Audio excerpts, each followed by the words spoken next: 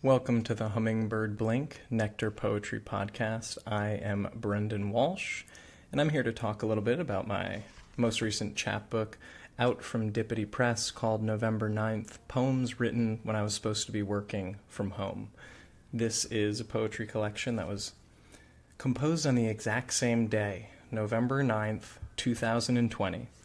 It was written during a time when I was supposed to be working from home, as the title suggests.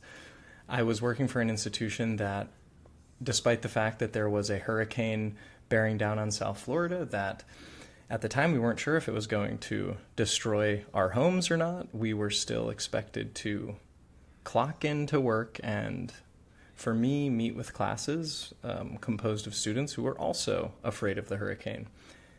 And pretty much the whole time, my colleagues and I were just thinking, why can't we just not have work today? Why can't we focus on the things that are important? And this reflected a much deeper dissatisfaction that many people were feeling during 2020 in the wake of the pandemic. For the beginning of the quarantine period, a lot of people were saying, wow, teachers, these people are heroes in our society. Very quickly that turned to pretty common rhetoric about how teachers and educators are ungrateful, and we were essentially demonized in really short order after being heroicized.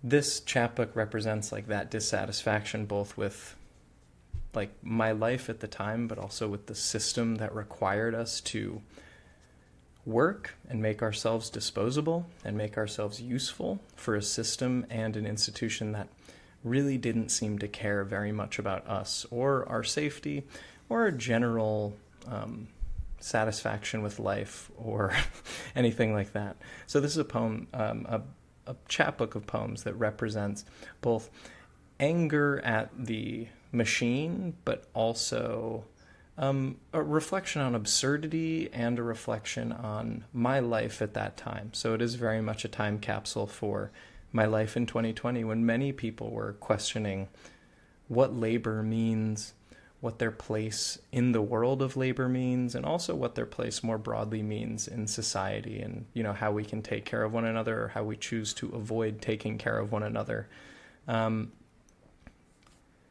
Everything written on the same day. It's hard to even imagine me being that productive now. So when I think back to this day, I can't imagine the creative energy flowing through me. And, one day maybe I'll recapture that. But this is, for me, a reflection of the most productive day of my life, even though I did very little work for my job. I did work for this poetry collection. So you can have it now. I'm going to read one poem from this chapbook.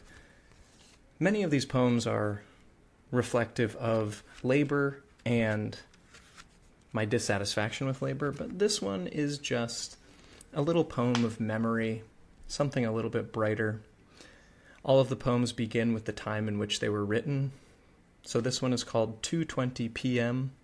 Yorkshire Wedding, and it's remembering a time when I went to my friend's wedding in England.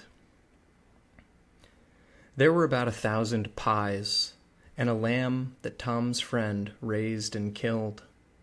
I wore a gray suit, and all the Yorkshire boy groomsmen donned brown vests and white shirts.